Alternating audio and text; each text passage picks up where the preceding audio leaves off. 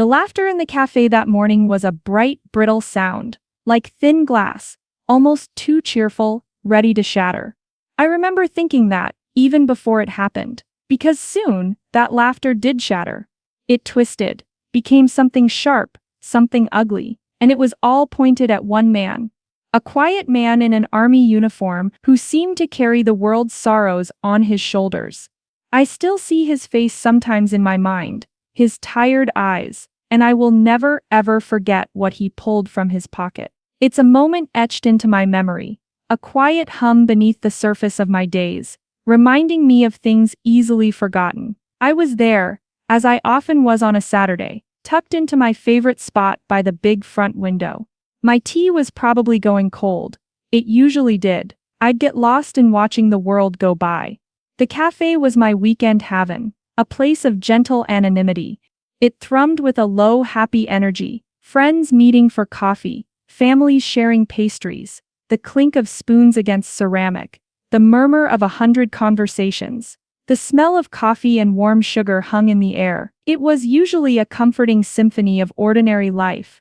I found solace in these small, fleeting glimpses into other people's lives. The brief smiles, the earnest conversations, the solitary figures lost in thought. Then he walked in. And the comfortable rhythm of the cafe seemed to hiccup, just for a second. The man in the army uniform. He wasn't a young recruit, full of bravado. No, there was a different kind of story in his posture. He was older, perhaps late 40s, maybe nudging 50. His uniform, though, was immaculate, pressed to perfection, every crease sharp, every button gleaming. His shoes reflected the cafe lights like polished stones, but it was his eyes that caught me. They held a deep, profound sadness, a quietness that seemed to absorb the noise around him. He moved with a slow, deliberate grace, as if each step cost him something. He didn't scan the room for anyone he knew. He just looked for a quiet space. He found it in a small, unassuming table in the far corner, away from the main flow of people, almost in shadow. He sat down carefully and placed his hat with such reverence on the empty chair beside him. It was more than just a hat. It felt like a companion. He ordered a single black coffee. His voice was low, barely a murmur. Nothing else, just the coffee. I noticed them, of course.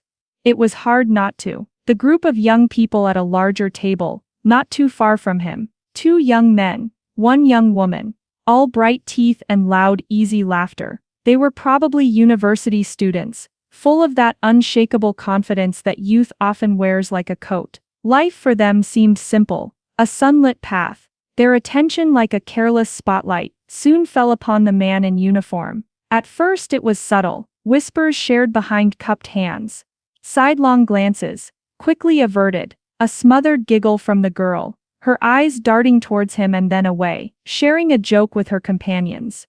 I felt a prickle of unease. I told myself they were just curious.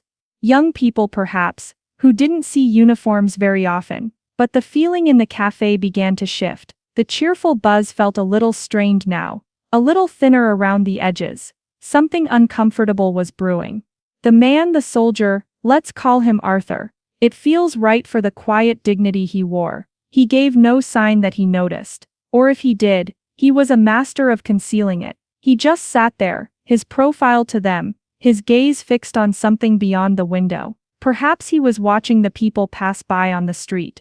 Perhaps he was seeing something else entirely, something only he could see. His coffee arrived, a steaming dark pool in a white cup. He took a slow, deliberate sip. His stillness was remarkable. It was this stillness, I think, that began to agitate them. He was an anachronism in their bright, noisy world. A quiet, solitary figure who didn't fit their Saturday morning script. His silence seemed to be a challenge to their noise. "Look at Captain Sirius over there," one of the young men said. His voice was a little louder this time, carrying across the tables. His friend, the other young man, snickered, "Yeah, G.I. Joe reporting for coffee duty." The girl, not to be outdone, added with a dismissive wave of her hand, "Probably just got lost on his way to the parade. Or maybe he's just lonely. Poor guy, all dressed up and nowhere to go." Their voices weren't shouting, not yet, but they were edged with a casual disdain. They were performing for each other, each comment a little bolder than the last. I felt a flush of heat rise to my cheeks, an embarrassment that wasn't mine, yet I felt it keenly. For them for their casual cruelty, and for Arthur who sat there, an island of quiet in their sea of mockery. How could they be so blind, so quick to judge a man they knew nothing about? He was just a man, sitting alone. His uniform spoke of service, of dedication, perhaps even of sacrifice. My heart ached. It was a small, sharp pain. He looked as though he carried a heavy burden, one carefully hidden beneath the pressed fabric of his uniform. And they, in their careless youth, were trying to pile more onto his already stooped shoulders.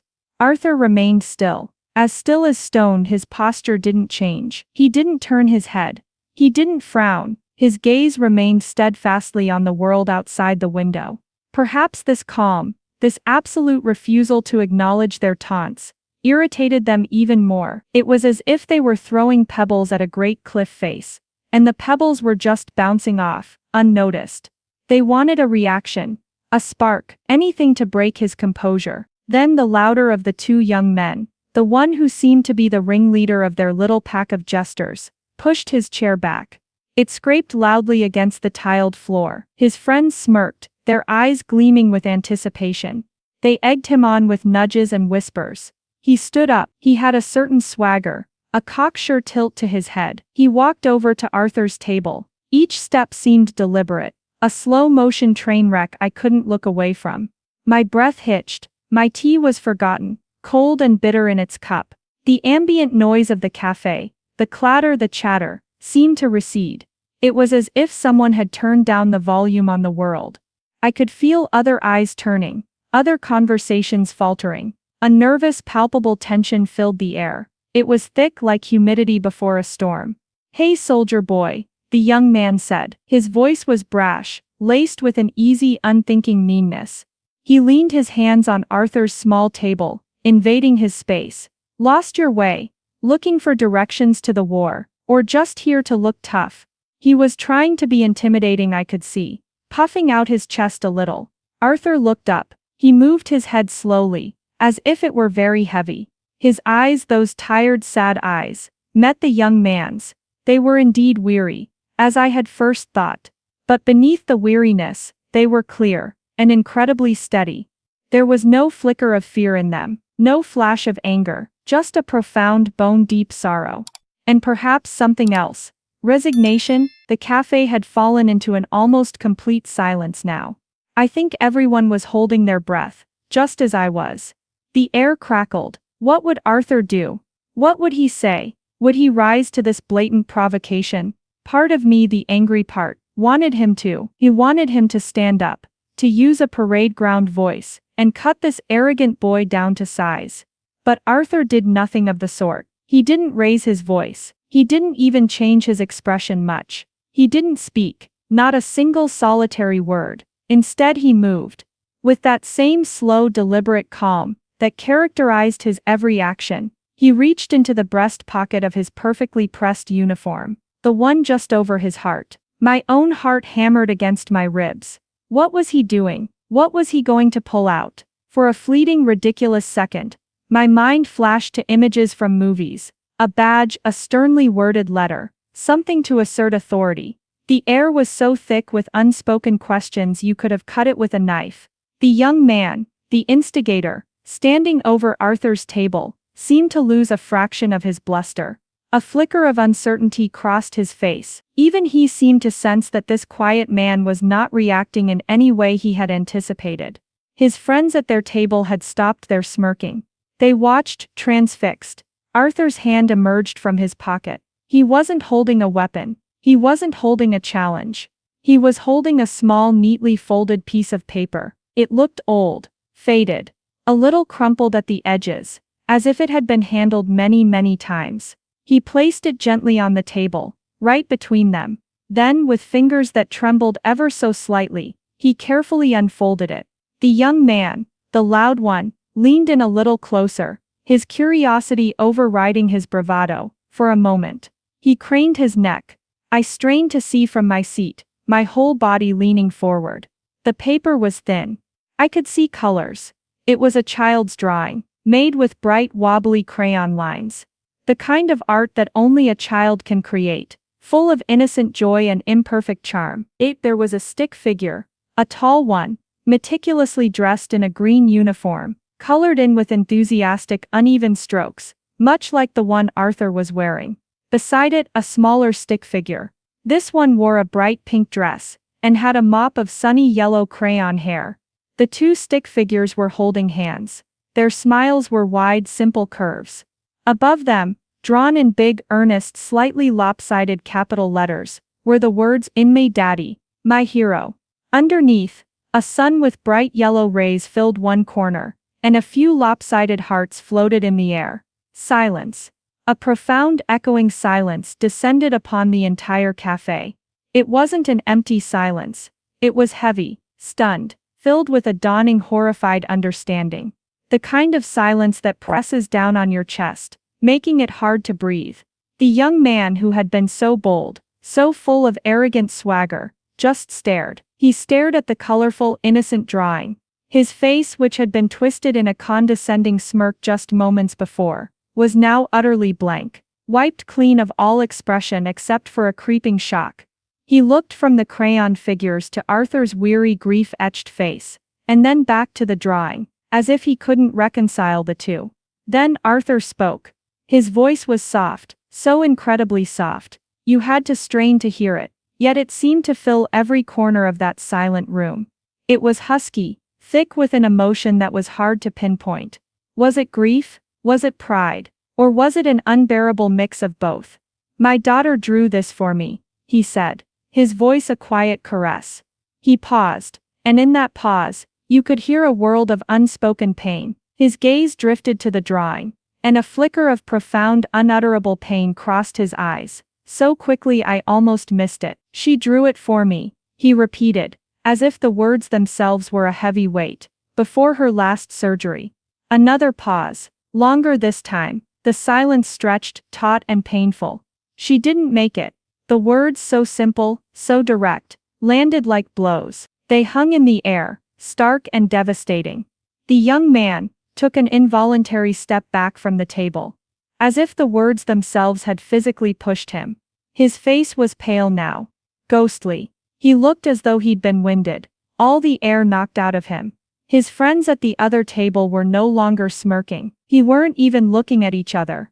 The girl had her hand clamped over her mouth, her eyes wide and brimming with unshed tears. Their faces were a mixture of horror and dawning shame. Arthur continued, his voice a little shaky now, but gaining a quiet strength as he spoke. He gently touched the sleeve of his uniform jacket, a gesture of infinite tenderness. "I wear this uniform," he said, his gaze still on the drawing, "because today is the anniversary." His voice cracked slightly on the word anniversary.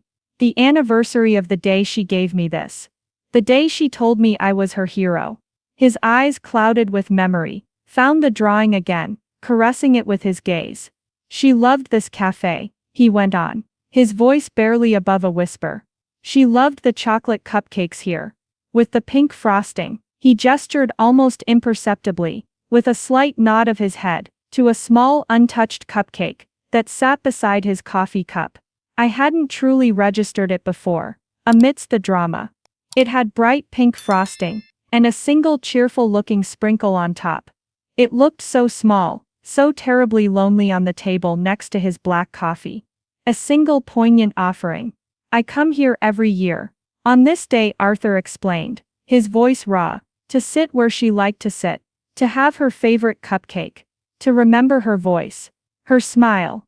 The truth of it, the heartbreaking simplicity of it, settled over the cafe like a shroud. This wasn't a costume. This wasn't a display of military pride, or an attempt to intimidate. It was a pilgrimage. A quiet, deeply personal act of love and remembrance. This quiet man, this soldier, wasn't playing a role. He was a father. A grieving father, clinging to the frayed edges of a precious memory. The uniform wasn't for the world. It was for her. His connection to his daughter's last proud words, to her unwavering love. The loud young man looked utterly, completely ashamed. He couldn't meet Arthur's eyes. He couldn't meet anyone's eyes. He mumbled something. "An apology, I think." The words were choked, too quiet to decipher clearly, lost in the heavy silence. Then he turned, his former swagger completely deflated, and hurried back to his table. He practically stumbled. His friends looked down at their own hands, at the tabletop anywhere, but at Arthur or the silent judging eyes of the other patrons. The bright, careless laughter from earlier felt like a distant, ugly echo from another lifetime. The whole cafe seemed to be collectively holding its breath, sharing in Arthur's quiet, dignified sorrow. I saw several people nearby, openly wiping their eyes. A few older women looked at Arthur with such profound sympathy, their faces etched with a shared understanding of loss. I felt the sting of tears in my own eyes, a lump forming in my throat. My heart ached for this man, for his unimaginable loss, for the quiet courage it took to sit there, year after year, with his grief and his cupcake. He had faced their foolish youthful cruelty with such incredible grace. He hadn't shouted, he hadn't retaliated with anger or bitterness. He had simply opened his heart, and shown them its beautifully broken pieces. Arthur carefully, tenderly, refolded the child's precious drawing. His fingers moved with a reverence that was heartbreaking to watch. He slipped it back into his breast pocket, over his heart, safe once more. Then he picked up his fork. With a hand that was remarkably steady, he took a small, slow bite of the pink cupcake. A ghost of a smile touched his lips. It was the saddest, most tender smile I had ever witnessed. It wasn't for anyone else in the room. It was for her. A shared moment across an unbridgeable divide. He wasn't looking for pity. He wasn't trying to make anyone feel guilty. He was just there, cocooned in his memories, wrapped in his love for his little girl. The group of young people got up from their table very quickly, very quietly. They didn't look at anyone.